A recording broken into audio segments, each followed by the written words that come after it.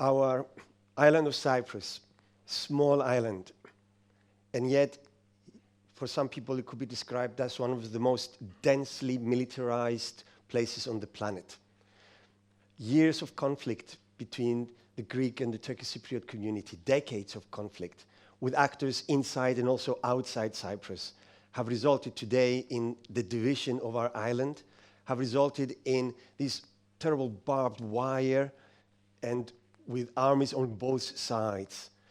The two communities used to live together despite the difficulties for many, many years, but today we have this uprooting, and the Turkish Cypriots are living on the north, the Greek Cypriots living in the south.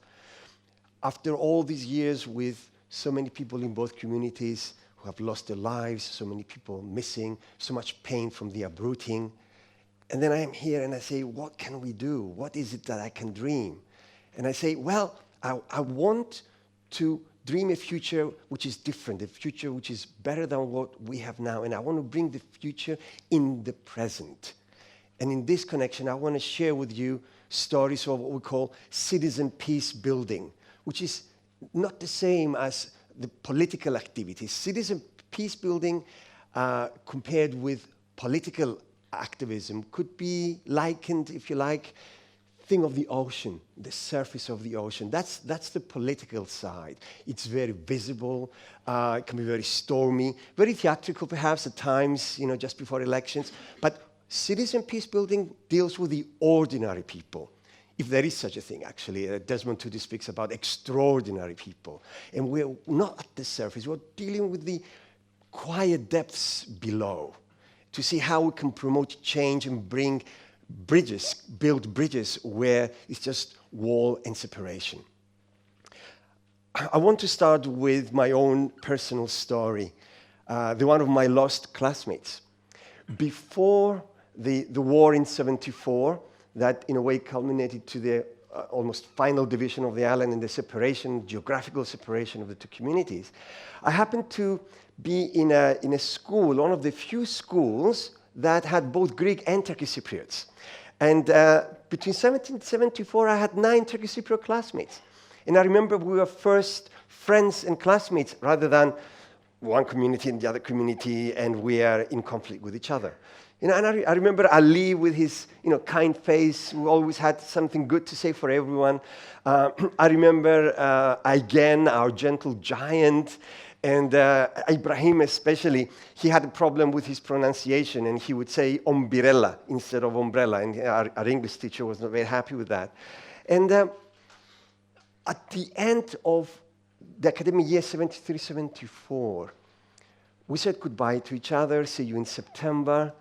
Little did we know that in the summer of '74 there would be the terrible war, and then they would go up in the north with all the other Turkish Cypriots, and we, the Greek Cypriots, we stay in the south.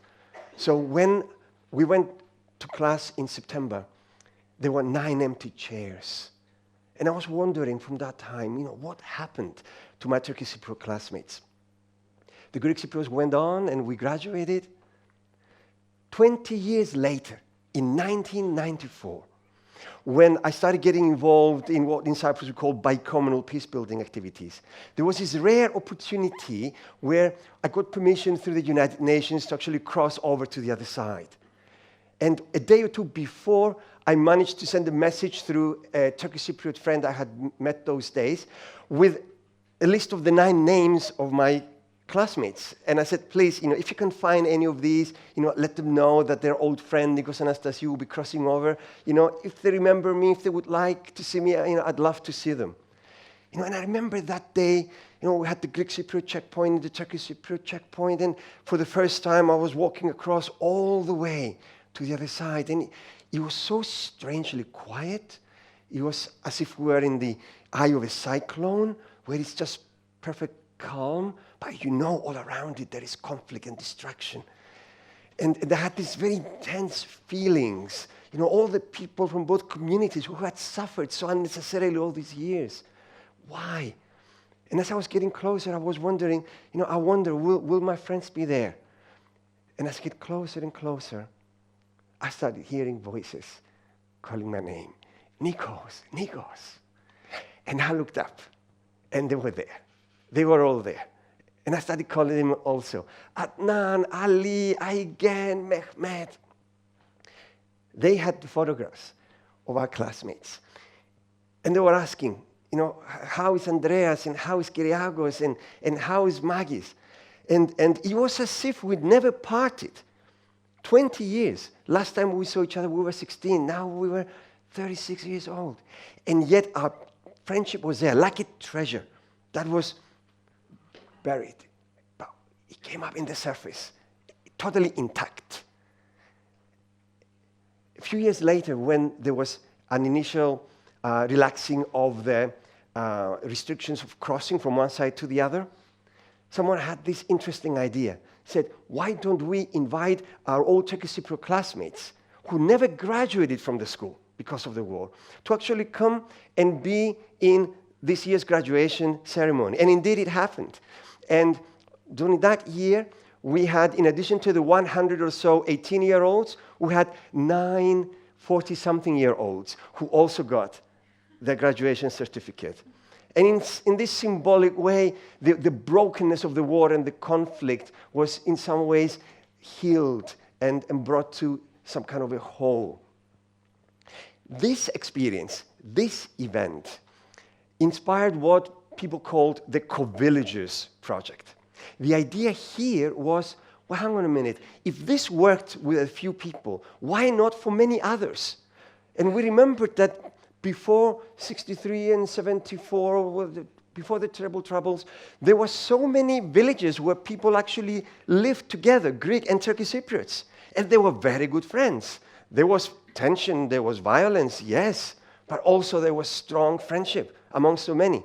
So a small bi-communal group of Greek and Turkish Cypriot organizers with some inspiring young people, we said, what if we can try to bring these people together in the buffer zone, try to find them. So what we would do, we would go to villages in both sides. The Greek Cypriots would go to in the south, the Turkish Cypriot friends would go to the north, and try to find those old friends and say to them, look, what if we will arrange for you to meet with your old friends in the buffer zone? And they were all excited about it. And they would tell us the messages, who is looking for who, and they would describe their friends, and in a most wonderful and warm way. And then I would take, for example, these messages and pass them on by email to our friends on the other side. And as a result, we would manage to bring them all together in the buffer zone. There were some amazing scenes, just like the way I experienced with my classmates. There's so many stories I could tell you, but I'll just take one that really touched my heart. There was a message, a sad message, that I had to send to a Turkish Cypriot who was looking for his Greek Cypriot friend. And I sent the message that, your friend that you wanted to see so much passed away. And he's not going to be coming, obviously, to the meeting. And then there was this other message that his children will be coming because their late father was talking to them all the time about you. That was a Co-Villagers project. Hundreds and hundreds, some people say thousands, met together. And we created a little bit of hope where there was hopelessness. There is another very special group that I want to share with you, the deaf people. We had a bi-communal group of wonderful deaf people who, before the war, had their common school in Morphu. And like everyone else, they were separated. And when we got them together in the buffer zone, they had an incredible message to the people of Cyprus. That Cypriots, hear the voice of the deaf. We want peace. And it was, again, so amazing to watch these people, so genuine, so wonderful. They came and they recognized their old friends, and they brought their children. And through the older people, a generation of younger people also started getting connected. And it was truly inspiring to see them. And they met their old director of the school. There was one particular case of this lady. She met with a friend, and her friend brought a photograph of them two together many years ago, and she recognized herself. in that photograph. We worked also with young people. Peace building is not only about rebuilding old bridges. It's about creating new ones where it's just walls. And we worked with hundreds of young people in the buffer zone when we could not cross, and after we crossed, we continued that work. And one of the activities that we did with these young people is the walk of history. It's a very difficult topic. How do you talk about history in a place like Cyprus? For that matter, in any place of conflict. So there was one particular activity that we did I want to share with you. When we would bring the teenagers together, we would, in the second day of our workshop, we would ask the Turkish Cypriots to go in one room, the Greek Cypriots to go in another room, and we would ask them to see if they can remember the last 3 or 4 decades of the troubled decades of our island, and try to write down in kind of headline news manner the main news items, the main ideas that are dominant in their community. So what happened in the 1950s, what happened in 1963-64, what happened in 67, what happened in 74. Each side was meant to write the dominant, most used phrases in their community, and they would write them down. And then we would ask them to give them all these papers to us. We'll give them a break, and then we'll go in the room and put in the middle of the room a tape, and we'll put 1950, 60, 70, 80, and then we'll put on one side the Greek Cypriot version of events, and on the other side we'll put the Turkish Cypriot version of events. And then we would ask the teenagers to walk in and do the walk of history. For the first time, they were able to see that things are not that simple, that there can be 2 ways of observing the same history. Then they would sit down. And very often, they would be very silent. There was one group, they couldn't say anything. They were so shocked. And then one of them actually held tight the hand of the person sitting next to him. And then they all held their hands tight. And then there was tears of healing. It was unbelievable. And when they would see, what is he saying here and what is he saying there, it's in the same island, and yet it was as if it was different planets. So I would ask him, for example, okay, suppose an alien from another planet came to Cyprus and happened to land on one side of the divided island. And he was really curious to find out what is happening on this island. And he would have available only that version of events. What would be his conclusion? And the teenagers would say, well, most probably he would think that this side that he's examining, they're the good guys, and the other side are the bad guys. And then if he would happen to be on the other side, the roles would be reversed. And then we said, so what's missing? And we worked it out. What was missing on the other side was the pain of the other community. We chose to remember only our own pain. We had this selective memory. And we chose to forget the pain of the other. We had selective amnesia. And as a result of this, what do you expect? If the young generation grows up and all they hear is about what the other barbarians have done to us. Of course they're going to feel angry. And of course they're going to feel animosity. And of course they will have these stereotypes that, we're the good guys and they're the bad guys. But when teenagers realize that, then we begin to acknowledge each other's pain. And when we do this, we can indeed celebrate our togetherness. And this wall of pain actually became a bridge. And indeed, we could say that we're not fighting each other. We're fighting the mask of the devil that we have painted on each other's face. In the last 3 or 4 years, I've been working with another amazing group of young people, and their motto is people united in a country divided. And we're making this a reality for the people involved in this program. The main idea is that we bring together teenagers from both communities and we pair them. Let's say 2 boys and 2 girls, and they choose their pair, and they choose a person that they feel they can be best friends with. And we have an amazing group of people we work with in the United States who organize such that each pair in the summer would go and spend 1 month as members of the family. And they are roommates for a month, but they become friends for life. and then they come back. And even before they go and after they come back, not only them, but also their families get connected. Not only mom and dad, but the brothers and the sisters and the uncles and the aunties and the grandparents. We started 3 years ago with 20, 18. Last year, we sent 60. Hopefully, it's going to be 70 or 80 in this coming summer. In the microcosm of Cyprus, this could make a difference. And this is not just a trip in the States. You know, we work all the year round to make a contribution on the citizen level.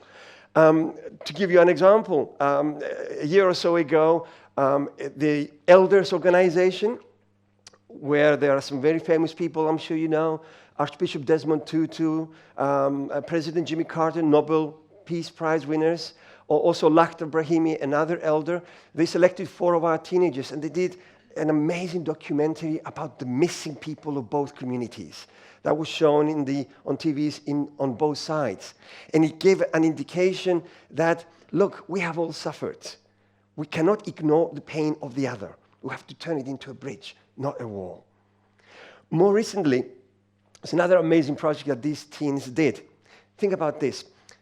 The map of Cyprus, right? Draw a line from north to south and another one from east to west. And these 2 lines meet at a very specific point, a hill near the village of Dali. Now, on that hill, imagine 70 teenagers for the Cyprus Friendship Programme having a circle, and we had a ceremony to remember all of those who suffered.